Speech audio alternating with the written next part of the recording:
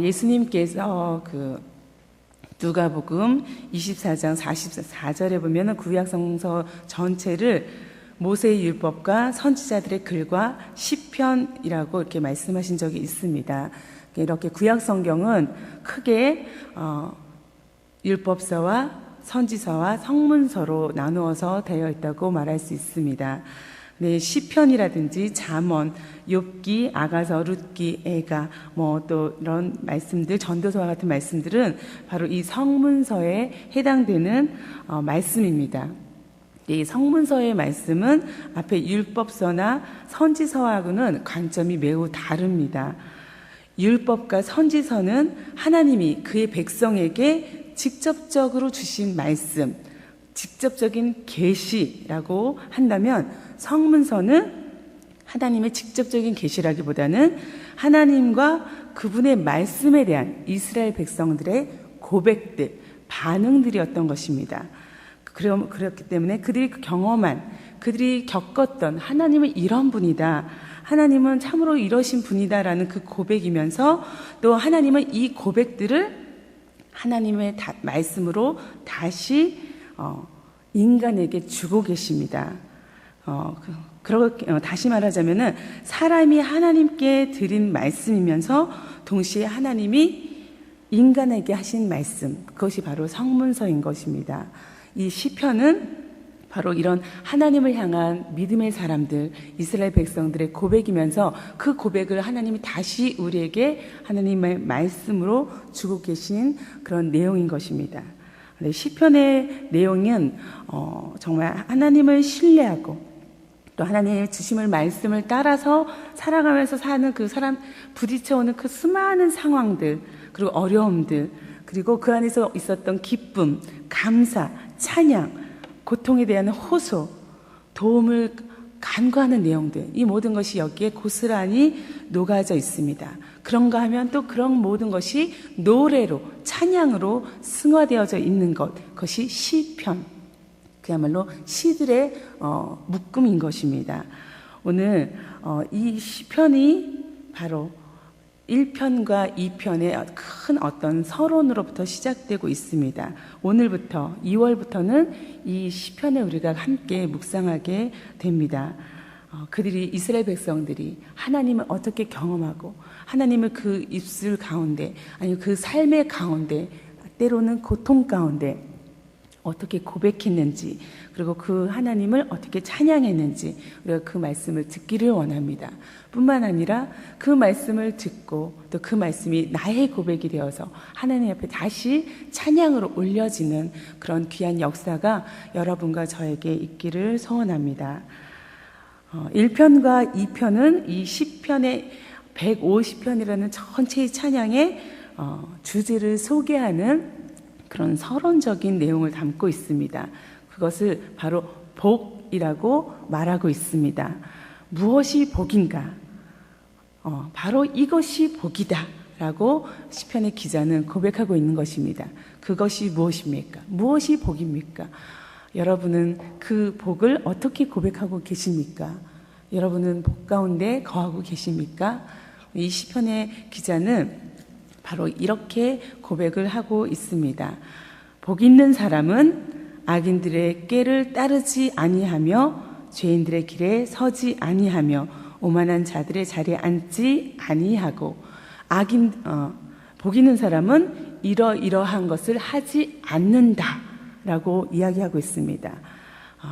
구약 성경에서는 복이라는 단어를 바라크라는 단어와 아샤르라는 단어를 사용하고 있답니다. 바라크라는 단어와 아샤르라는 단어는 조금 다르게 쓰이고 있는데, 먼저 바라크는 주로 하나님이 누군가를 축복하실 때, 아니면 어떤 신적인 권위를 가진 대리인이 그 축복을 선포할 때 사용되어진 단어입니다. 그런가 하면은 이 단어는 복을 간구하거나 축원할 때도 사용되어졌다고 합니다. 그런데 이 바라크라는 단어는 인간이 어떤 선행을 했던지 안 했던지 관계없이 인간의 행동과 무관하게 하나님께서 사람들의 행위와 상관없이 주시는, 일방적으로 주시는 복을 이야기합니다. 하나님 편에서 그저 인간에게 주시는 그 복. 그런데 그 복이 중요한 것은 하나님과 언약 관계 속에 있는 자들에게 주는 복인 것입니다. 바로 우리가 예수 그리스도를 고백하고 하나님의 자녀가 되는 것은 우리가 어떤 선행을 하거나 우리의 행동의 결과로 얻어진 것이 아니라 무조건적인 하나님의 은혜로 주어진 복인 것입니다. 바로 이 바라크가 그런 의미인 거죠. 그런가 하면은 아샤르라는 단어는 하나님과의 관계 속에서 우리가 가진 삶의 자세나 태도, 그 자세와 태도로 인해서 얻게 되는 복을 말합니다. 하나님과 우리가 인격적인 그런 교제 속에서 우리가 순종하는 자세를 취했을 때 그 보상으로 얻어지는 복, 그것이 아샤르라고 말하고 있습니다. 그렇기 때문에 이 복은 우리 삶의 태도가 어떠하냐에 따라서 그 복을 누리기도 하고 복을 누리지 못하는 경우도 있는 것입니다. 우리가 어떤 영적인 관점에서 보느냐, 또 우리가 어디 시선을 고정하느냐에 따라서 하나님 주신 이 아샤르를 누릴 수도 있고 누리지도 못하는 것입니다. 시편의 기자는 이러한 바라크와 아샤르를 얘기하면서 시편의 이 복을 기원하는 그 큰 탄성으로 대단원의 막을 열고 있습니다. 그런데 지금 오늘 우리가 읽은 시편 1편의 복 있는 자는, 복 있는 사람은, 여기서 이 복은 바라크가 아니라 아샤르라는 것입니다. 우리가 어떤 자세와 어떤 태도를 취하느냐에 따라서 그 복을 누릴 수도 있고 누리지 못할 수도 있는 것입니다. 우리가 어떤 자세와 태도를 취하느냐에 따라서 그것이 복 있는 사람이 될 수도 있고 악인의 그런 이름을 들을 수도 있는 의인과 악인으로 나누어질 수 있는 것입니다. 그런데 오늘 이 복 있는 사람은 뭐뭐뭐뭐를 하지 않는다, 이런 태도를 갖는다라고 얘기하고 있습니다. 첫 번째가 악인의 꾀를 따르지 않는다라고 얘기하고 있습니다. 악인의 꾀를 따르지 않는다. 여기서 악인은 우리가 너무도 잘 아는 대로 죄를 지은 사람이죠. 법정에서 유죄 판결을 받은 그런 사람을 의미합니다. 하나님의 율법 앞에서, 하나님의 그 법 앞에서 죄인으로 입증된 자, 그것이 바로 악인인 것입니다. 하나님의 율법 대신에 다른 것이 자기 삶의 기준인 사람, 그것이 무엇입니까? 바로 나 자신, 내가 삶의 원리가 되는 사람, 내 삶의 기준이 바로 나 자신인 사람, 그런 사람이 악인이라고 얘기하고 있습니다. 그러면서 그 꾀를 쫓지 않는다라고 했을 때, 이 꾀라는 것은 바로 하나님의 뜻과 상관없이 인간의 마음에서 비롯된 것들, 인간의 생각들, 인간의 가치들, 그리고 이렇게 해야 된다는 관습들, 그리고 세상의 흐름들, 그 모든 것이 꾀라는 것입니다. 그것을 쫓아가는 것은 내 생각에서 머무른 것이 아니라 내 행동으로 그대로 연결되어서 그것을 따라가는 것이죠. 하나님 없이 그럴싸한 생각이나 사상이나 그 모든 것들을 내 삶의 기준으로 삼고 그것을 따라 살아가는 삶, 그것이 악인의 꾀를 쫓는 것입니다. 그런데 복 있는 사람은 그렇게 하지 않는다는 것입니다. 그 길을 따라가지 않는 사람이 복 있는 사람이라고 첫 번째 말하고 있습니다. 두 번째는 죄인들의 길에 서지 아니하며, 죄인의 길에 서지 아니한다. 여기서의 죄인 역시, 죄라는 것이 무엇입니까? 어떤 표적을 빗나가는 것, 하나님의 그 섭리와 하나님의 뜻과 하나님이 원하신 그 모든 것을 비껴가는 것이 죄라고 성경은 말하고 있습니다. 율법에서 벗어난 자들이죠. 그렇기 때문에 그들은 역시 자신의 길을 가는 것입니다. 하나님의 길을 가는 것이 아니라 내 삶의 길을 나름대로 가고 있는 것입니다. 세 번째, 마지막은 오만한 자의 자리에 앉지 아니하고, 오만하다는 것들은 결국은 조롱한다는 뜻입니다. 하나님을 향해서 악한 말로 조롱하는 그런 자세, 그것이 오만한 자인 것입니다. 이렇게 악인들의 길을 따르지 아니하고 죄인들의 길에 서지 아니하며 오만한 자들 자리에 앉지 아니하고. 이것은 이 세 가지, 악인의 꾀, 죄인들의 길, 오만한 자들의 자리라는 세 가지의 경우가 있으면서도 동시에 따르지 아니하며 서지 아니하며 앉지 아니하며라는 표현을 시편 기자는 사용하고 있습니다. 이것은 쫓아간다, 서다, 앉다라는 것은 정말 죄가 점진적으로 이렇게 점점 증가하고 악화되는 그런 모습들을 표현하는 그런 표현법입니다.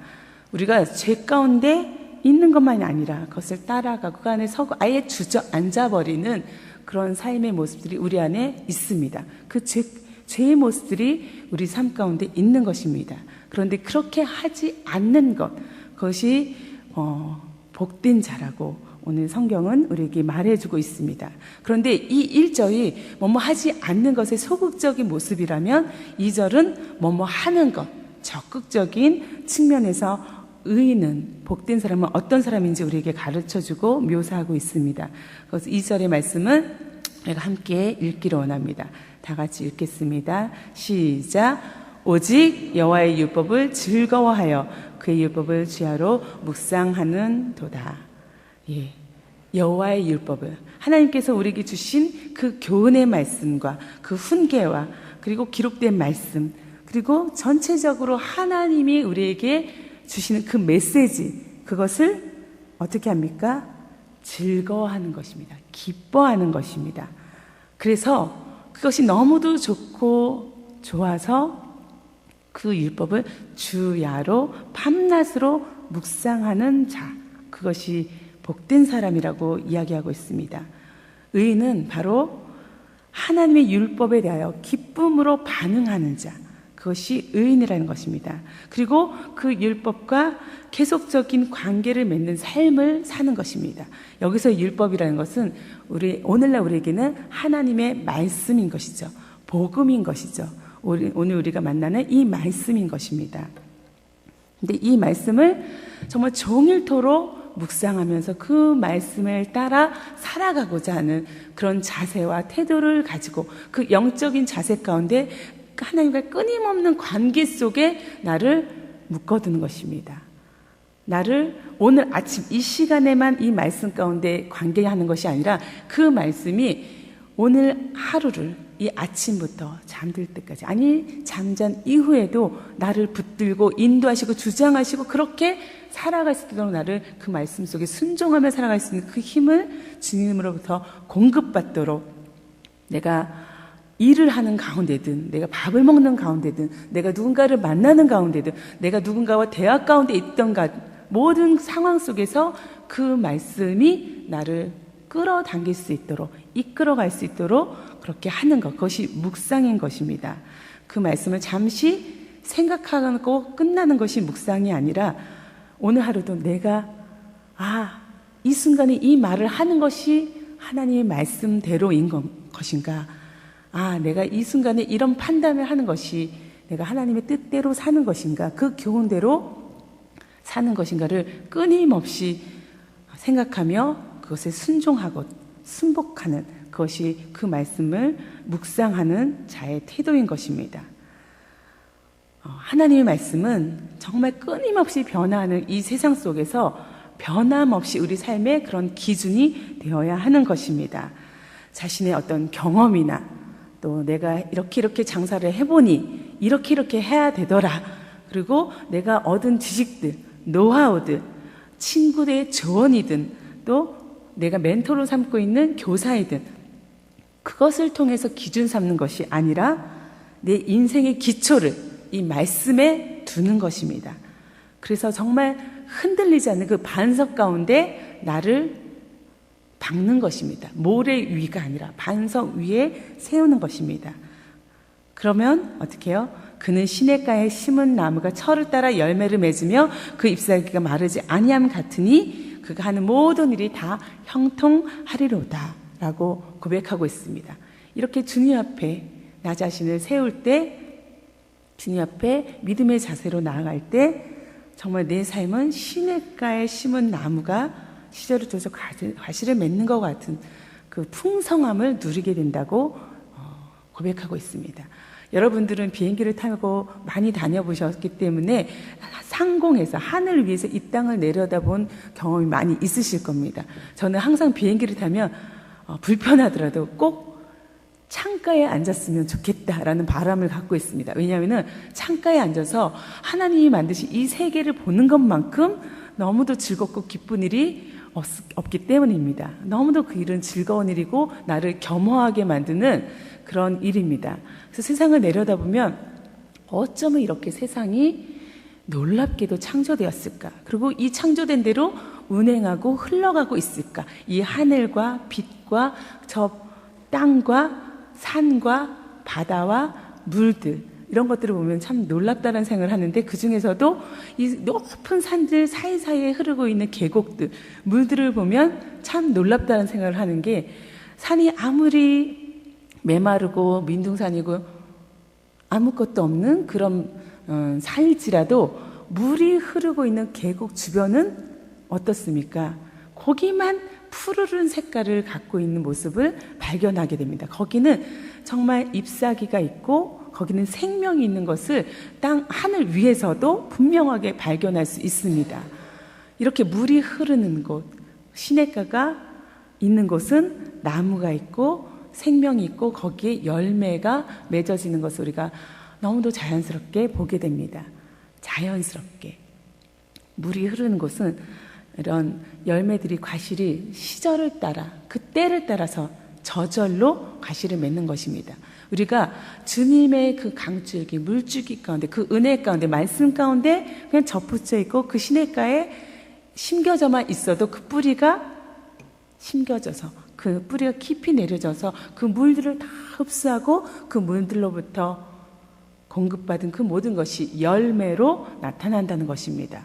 우리가 하나님에게 접붙여 있고 하나님에게 붙어만 있어도 어떻게 해야 돼요? 우리 삶 가운데 우리 입술에서 나오는 그 언어들, 우리의 행동들, 그 모든 것이 주님으로부터 오는 열매들로 가득하다는 것입니다. 우리가 신약 성경에 성령의 열매들을 말하는 그 성령의 열매들은 바로 이런 과실과 같은 것입니다. 우리가 애써서 열매를 얻으려고 농사지었지 않아도 저절로 주님 안에 있으면 우리의 모든 삶 가운데 사랑과 희락과 평과 그 모든 그 시편의 그 신약의 성령의 열매들이 맺혀지는 것입니다. 저절로. 그렇게 신약의 말씀을 구약에서도 우리에게 들려주고 있습니다. 시절을 쫓아 과실을 맺게 된다. 그리고 그 잎사귀가 마르지 않는 한과 같다. 그가 하는 모든 것이 다 형통하게 된다. 그래서 만사 일사천리, 만사 형통을 얘기하는 것이 아니라 하나님과의 관계 속에서 하나님이 원하시는 그 삶을 우리가 살게 된다라는 것입니다. 반대로 악인들은 어떻습니까?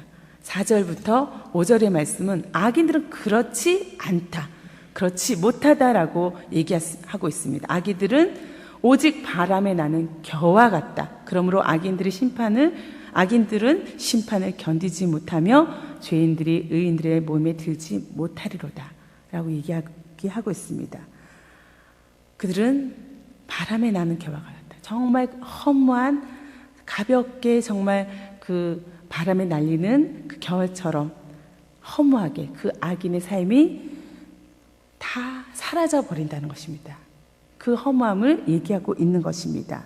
그들은 공의 가운데 서지 못할 것이라는 것입니다. 의인의 공의로운 일에 동참하지도 못할 것이라는 것입니다. 그 자리에 그들은 서지 못하고 우리가 순식간에 어느 순간에 보면 저 악인이 어떻게 저렇게 흥왕하고 잘 살 수 있는가 참 이해할 수 없다. 하나님은 어떻게 저 악인들을 그대로 두시는가 하지만 어느 날 보면 졸지에 그 악인들이 바람에 나는 겨와 같이 사라지고 그 존재도 볼 수 없는 그런 상황을 우리가 보게 된다는 것입니다. 그러므로 이제 하나님은 우리에게 6절의 마지막 말씀에서 의인의 길과 악인의 길을 비교해서 말씀해 주고 계십니다. 6절의 말씀을 함께 읽겠습니다. 시작. 무릇 의인들의 길은 여호와께서 인정하시나 악인들의 길은 망하리로다. 중요한 것은 우리가 하나님 앞에 인정을 받아야 된다는 것입니다. 하나님의 인정이 가장 중요한 것입니다. 의인들의 길은 여호와께서 인정하십니다. 그러나 악인들은 망한다는 것을 분명히 하나님은 우리에게 이 말씀 가운데 이야기하고 계십니다. 우리가 때로는 이렇게 사는 것이 너무도 바보 같은 것 아닌가, 또 이렇게 당하는 것이 어리석은 것이 아닌가라는 생각을 하면서 이제 이 고집을 버리고 그냥 사람들이 하던 대로 나도 그렇게 살아가야 되는 거 아닌가라고 생각할 때도 있습니다. 그렇게 우리 마음을 흔들어 놓고 우리를 넘어뜨리고자 하는 상황들이 수없이 밀려오고 있습니다. 그러나 중요한 것은 우리가 하나님의 인정을 받는 것이 가장 중요하기 때문에 내가 그 어떤 상황 속에서도 이것이 하나님이 인정하는 일인가, 하나님이 이것을 기뻐하시는가, 그것을 기준 삼아서 오늘 이 순간에 판단하고 그것을 따라간다면 우리는 의인의 삶으로, 하나님이 인정한 삶으로 서게 될 것입니다. 복은 내가 무엇을 소유하거나 내가 무엇을 누리고 있는 거에 달려있는 것이 아니라 내가 어떤 태도로 존재하느냐, 무엇을 기초로 존재하고 있느냐에 따라 달려 있습니다. 그렇다면 오늘 나는 어떤 기준을 바탕으로 살아갈 것입니까? 내가 있는 상황 속에서 나는 무엇으로부터 어떤 이야기를 듣고 있습니까? 처한 상황과 또 문제 앞에서 내 안에서 일어나는 불안하고 염려하는 그 감정들은 무엇에 기준했기 때문에 다가온 것입니까? 하나님 말씀에 기초를 두지 않고 내 내면에서 일어나는 생각들, 또 주위에서 평가하는 말들, 그 모든 것을 내가 둔다면 우리는 그 두려움으로부터 나올 수도 없고 자유할 수도 없는 것입니다. 하나님께서 나에게 행하라 하신 일들을 행할 수도 없는 것입니다. 말씀을 우리 삶 속에 받아들이고 또 그 말씀이 내 인생의 기준이 되어서 그렇게 산다면, 그리고 그렇게 오늘도 순종하고 그 영적인 태도를 취한다면 하나님의 인정하심과 그 복을 오늘뿐만 아니라 우리 평생토록, 그리고 결국에는 그것을 누리게 될 것을 믿어 의심하지 않고 나아가는 여러분과 제가 되기를 간절히 소원합니다. 함께 기도하겠습니다. 하나님, 나의 생각과 판단의 기초가 하나님의 말씀에 있기를 소원합니다. 말씀이 아닌 곳에서 들려오는 그 많은 소리들 분별할 수 있는 지혜를 주시고, 또 말씀의 거룩망을 허락하여 주시고, 또 그 말씀을 내 삶으로 살아낼 수 있도록 주님께서, 성령께서 늘 인도하여 주시고 붙들어 주시옵소서. 악인들이 참 많습니다. 그 악인들이 정말 주님의 사람으로 다시 거듭날 수 있는 그 은혜도, 그 복도 허락하여 주시옵소서. 감사하며 예수님의 이름으로 기도합니다. 아멘.